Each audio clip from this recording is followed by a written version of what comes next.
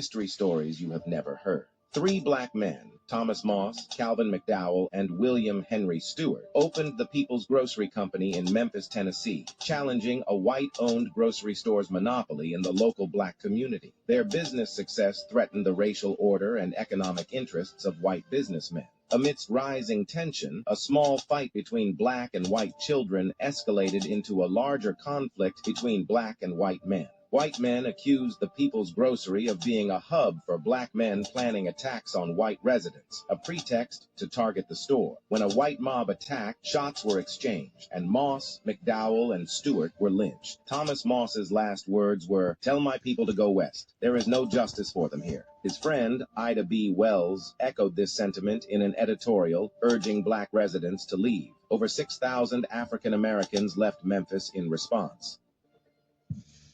Each pin on this map marks the location of an attack on black Americans and their communities from the Civil War into the 1900s. It's no accident you're unlikely to find many of these in American history textbooks. There's been a concerted effort to whitewash and cover many of them up. 1921, Greenwood, a thriving black community in Tulsa, Oklahoma, known as Black Wall Street, was one of the wealthiest black neighborhoods in America. But that all changed in just 48 hours. After a white mob reacted to a false accusation, they set fire to homes, businesses, and churches. Planes flew overhead, dropping firebombs. By the end, over 300 black residents were dead, and more than 35 blocks were completely destroyed. Thousands were left homeless, and the event was buried in history for decades. So, what's your plan, Mr. Garrett? How would you like to buy a bank? What the hell do we know about banking? Owning a bank is like owning the other side of the real estate business. There's a few complexities you just left out. Like what? Oh, I'm sorry. Did I not wake up black this morning? Because I'm pretty sure I did. Yep, still black. I got my head full of dreams. I came here to try my hand at real estate. You matter millionaire units? I even invest some of my own money back. I know you're smart and ambitious. You and I both know that's not enough. It's time that someone shine a bright light in order for things to change. You starting to buy real estate in white-owned neighborhoods? Keep one eye open. Think about all the good we can do for the community. Taking it to the man. That's exactly what we're going to do. And just how in the hell do you plan on pulling that off? We get Matt to front for us. You want me to what? Be us to the rest of the world. You can't set foot in the bank unless we the help. Should have took limo driver when you had the chance. I don't know anything about banking. I don't know how to buy a bank. We'll teach you everything you need to know. You gotta learn how to talk to rich white folks like you one of them. And you can't fake a golf game. Make me proud, son. The whole country's talking about how managed to buy two banks full of white folks' money and loan it to other niggas. You keep this a secret very long. FBI, you're under arrest. A black man tries to bring other brothers up. That's intolerant. Something's got to give. It's got to give. Big game's fun to play behind. If this was easy, somebody else would have done it a long time ago. Something's got to give. You're a revolutionary. A kid named Bernard Garrett works as a shoeshine boy near the main bank in a small town in Texas. It is 1939, the height of racial discrimination in America. The young man does his work leisurely on purpose to overhear the conversations of the bank's employees and customers. After finishing his work, he writes down in a notebook everything he has learned. One day, when he overhears the conversation of bankers near the window and finds out how they estimate the value of mortgaged real estate, he is noticed by the chauffeur of one of the bank's clients and drives the boy away, threatening to tell his father about it. In the evening, his father realizes that his child is endowed with a special intelligence, having investigated the son's notebook, but admits that he is unlikely to get rich because the whites simply will not allow it. 15 years later, having raised enough money, Bernard with his wife and son moves from the conservative state of Texas to the more democratic California. In Los Angeles, they stay with his wife's uncle in a small room for a modest fee. The uncle suggests that Bernard get a job in a factory, but the guy is serious about getting into real estate in Los Angeles, which draws a scoff from the uncle. The next day, Bernard drives his cousin to work, where he meets a bright white kid named Matt. Hey, you didn't tell me you had a rich uncle. Nice to meet you. Hardly rich, and I'm his cousin. Got a car, you're rich to me. Bernard. Hello, it's Cardiac Champagne here, and welcome to my YouTube network. The story of the Black Banker is a beautiful, remarkable story, which is unbelievable, not to mention unheard of, as it took place in the time when the United States had been badly segregated. Black people lived in bad, derelict conditions due to the direct form of racism in the United States. He promises his wife that they will move out soon. He starts as a real estate agent and searches for houses for sale everywhere in the city. Through keen observation, he finds that the black community in Los Angeles is overcrowded, while the white community still has many empty houses. Black people have rental needs and financial strength, but there is no market. This is a great business opportunity for real estate speculation and renting. He sees a white-owned apartment with weeds on the front door, obviously not in very good condition. Still, only he sees the advantage of the house's location, which is adjacent to the black area. He goes to the owner and says that you only rented out half of the apartment, so why don't you sell it to me? I'll give you $30,000 now, and I'll give you another $5,000 when I rent out all the rooms. Although the owner admires his idea, he doesn't want to do risky business. Bernard expresses his understanding. Before leaving, he suddenly glances at the owner's calendar, which shows that it is given by a local bank manager. So an idea comes to his mind. He says goodbye to the owner and goes to the bank directly, where he finds the manager who sent the calendar. The manager's secretary, who discriminates against black people, refuses to introduce him to the manager. He waits for a few hours at the bank door, and when the manager comes out, he stops him immediately. He says, "I know one of your VIP customers, the business I do will benefit him, and I hope you can approve a loan for me." But the bank manager rejects him without thinking. That night, he receives a call from the owner. The owner asks him, "Did you use my name to try to get a loan?" He has no choice but to apologize. Unexpectedly, the owner doesn't blame him but admires his belief that he will not give up until his goal is achieved. The owner decides to guarantee the loan for him, so he gets the first loan in his life from the bank and buys the property. An old white lady has just come home from shopping when she sees a black man at her door. An old lady called the Of course, no one will want to sell the building to the black people. Moreover, they will not even communicate with them, so they offer Matt to become their representative. The guy is frightened by the proposal and says that he will not pull such a role. Joe himself, having seen this simpleton, doesn't believe that the guy can help the case, but Bernard is sure that he can be trained. Matt is sitting in a cafe thinking. A waitress recognizes him. She studied with him in the same school. You're a few years ahead of me, but in the real estate business, and gladly agrees to the case. I'm in. Business with rich people. Bernard tries to explain how multipliers and formulas for real estate valuation work. Seeing the guy's vacant stare, Bernard realizes that he needs to start his training with the most basic things. Maybe we should start with a math review. That'd be great. I'll give you two options. We get an 11% capital return rate, and you take an 18% instead of a 25% markup. You can choose. But he can't help you. The partners celebrate the victory and immediately start buying houses in white neighborhoods with access to favorable loans. The man in the real estate market. They own 177 buildings, some of which have more than 100 apartments. The sheer amount of real estate in white-only areas makes them instrumental in the fight against housing segregation in Los Angeles. They have even personally welcomed the vice president of the country in their building. And Matt marries his haughty waitress. In 1963, Bernard is already a successful businessman. The movie The Banker is a factual account of a black man turned down by a bank business loan, decided to plot a scheme in order to buy the bank. In order to carry out his mastermind plan, he employed a white business representative in order to obtain a loan and authority within the bank.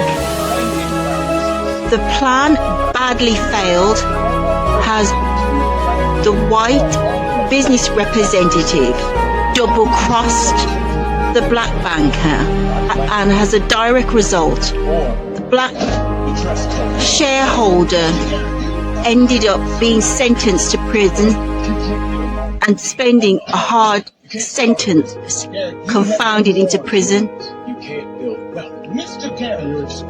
After his release from prison, the white guy who did double crossing gave him some money for compensation as he felt bad for double crossing him.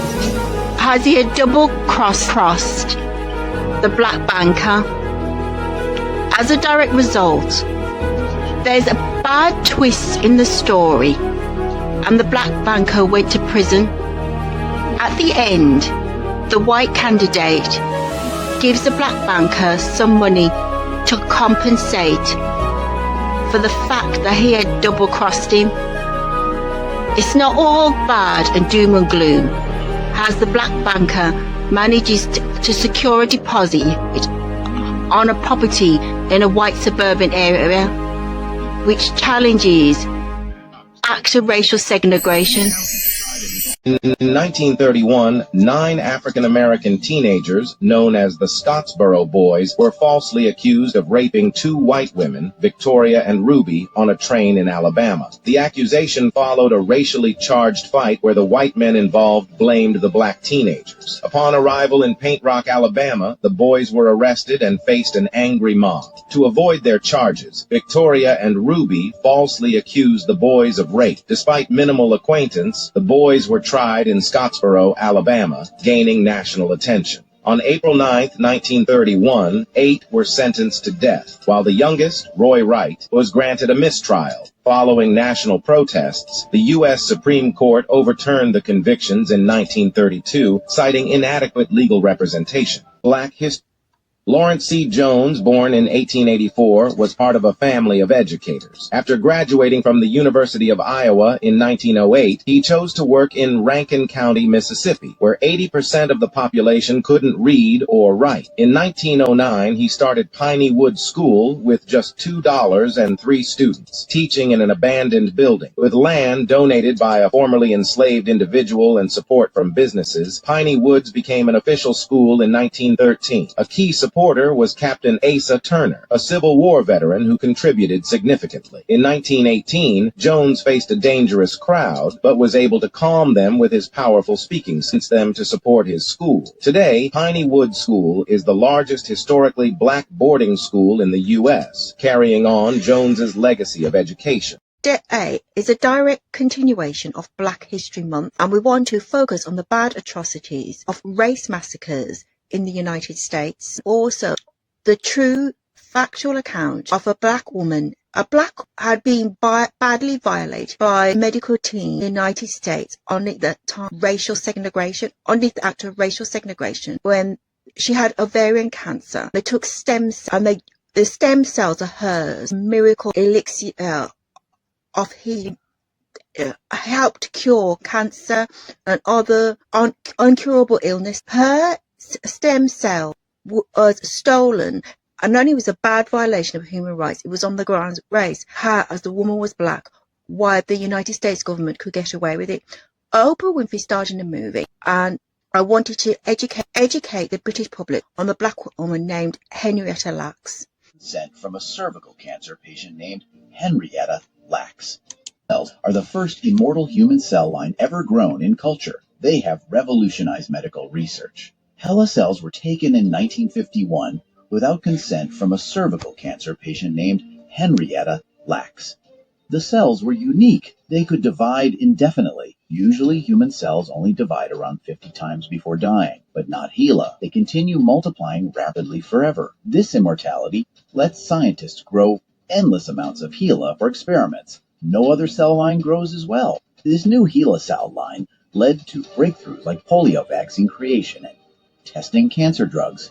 Vital processes like DNA transcription and telomerase activity were first discovered in HeLa cells.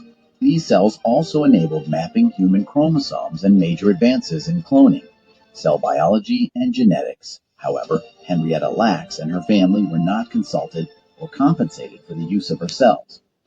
For years, it seemed like a dream. They made a movie about the Mother, black could woman this be true? in question. We didn't know Oprah nothing. Winfrey's in the film. Scientists had been trying to It's get a cells to grow fact-based outside of the drama human body, but they would always die. Until Henrietta's cells came along. about the scientific medical breakthrough I want to which write a book revolutionized the science, pharmaceutical injury, all that scientific breakthrough in research came from a black American woman during the time of racial segregation. The hospital is guilty. Somebody's going to It's a bad violation of human rights. Oh no, Rebecca. I'm not doing anything behind your back. To help develop the AIDS cocktail, chemotherapy treatments. No, you'd be amazed at how many medical scientific breakthroughs they had from the black woman's ovary cells. Henrietta Lacks, often referred to as the mother of modern medicine, left an indelible mark on the world without even realizing it. In 1951, she was diagnosed with cervical cancer, and during her treatment at Johns Hopkins Hospital, a sample of her cancer cells was taken without her consent. These cells, known as HeLa cells, had an extraordinary quality. They could thrive and multiply outside the human body. This seemingly minor event sparked a medical revolution. HeLa cells helped many scientific discoveries like the polio vaccine and cancer research. But Henrietta Lacks wasn't recognized for a long time. Her story shows issues with patient consent and using human cells for profit. Even though we know her name now, HeLa cells still help in labs, making her an unexpected science hero. Did you know there are human cells that are immortal? Yes, immortal, they never die. In 1951, scientists discovered something mind-blowing. HeLa cells from a woman named Henrietta Lacks. They've helped develop vaccines, unlock cancer treatments, and even travel to space. But what makes them immortal? A unique mutation that gives them endless life. Crazy, right? If this Henrietta Lacks was born on August 1st, 1920, in Roanoke, Virginia. She grew up in a tight-knit family, experiencing the challenges of a segregated society. Her upbringing played a crucial role in shaping her resilient spirit. Henrietta's early life was marked by the racial and social disparities of the time. Her ability to overcome these challenges would prove instrumental in the way she unknowingly changed the landscape of medical research. Henrietta's cervical cancer cells, known as HeLa cells, were unknowingly collected during her treatment in 1951. These cells had an extraordinary ability to reproduce indefinitely, becoming the first immortal human cell line. HeLa cells have been vital in scientific advancements, from polio vaccine development to cancer research. They've been instrumental in various experiments, revolutionizing medicine and biology. Henrietta Lacks turned out to be incredibly unique, and they were able to be grown and studied in a way that no other cells had been before. My cells, known as HeLa cells, have been instrumental in developing vaccines, treatments, and scientific breakthroughs that have saved countless lives. But for years, my family didn't even know about the use of my cells, and I wasn't properly credited for my contribution to science.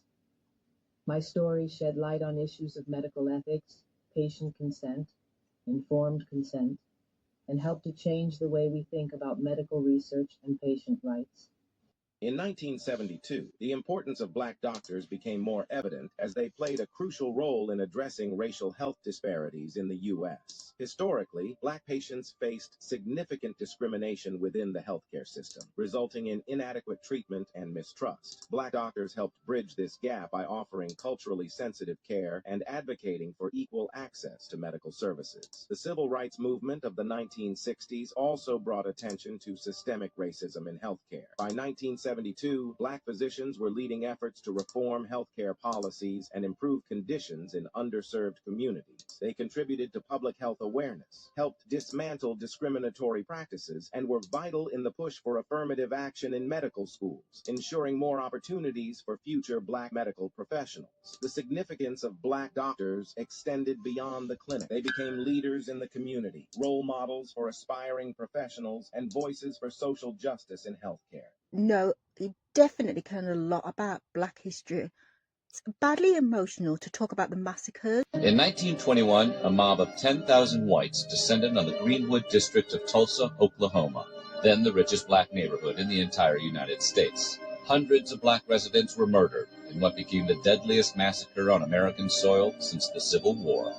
The Tulsa Massacre is one of the most tragic and disturbing incidents of racial violence in U.S. history, yet new residents being black. Existing racial tensions were escalating, and whites who were concerned about having to let black people into their neighborhoods for the first time didn't exactly roll out the welcome wagon. Instead, they sprang into action, and in August of 1916, the city passed a residential segregation ordinance. The new law, once enacted, prevented blacks from living on any block where 75% of the other residents were white. Black citizens would have to look for a home elsewhere.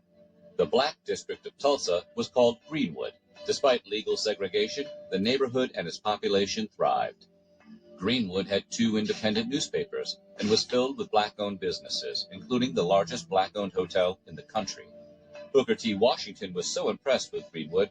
It's badly emotional to talk about the massacres.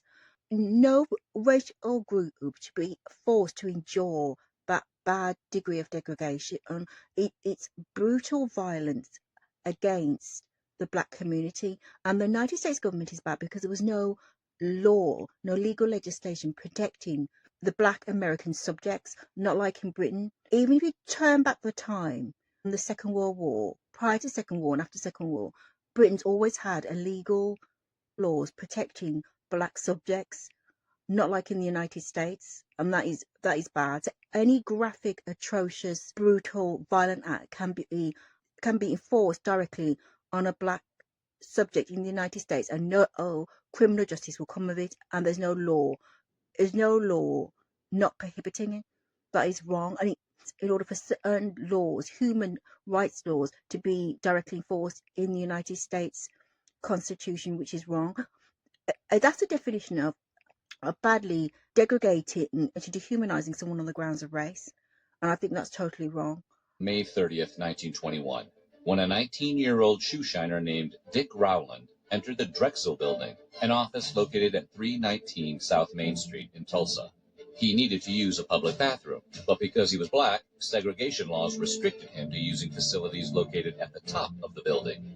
Getting there required taking the elevator, and that's where Dick encountered the elevator operator, a 17-year-old white woman named Sarah Page. Weatherman, however, knew that the mere accusation of attacking a white woman could make him the target of an angry white mob. He fled to his mother's house in Greenwood. Rowland was located by police and arrested shortly thereafter. The wildfire, and by 7:30 p.m. on May 31st, hundreds of white residents had gathered outside the courthouse. Only a year earlier, a small mob lynched a white murder suspect named Roy Belton, and the newly elected local sheriff, Willard M. McCullough, was looking to avoid a similar incident. At approximately 8:30 p.m., 3 white men entered the courthouse and demanded Rowland be handed over to them. McCullough refused and sent the men back out. By 9:30 p.m., the crowd had swelled to thousands. The sheriff was vastly outnumbered. It was about this time that a group of 50 to 60 armed black citizens arrived to support the sheriff.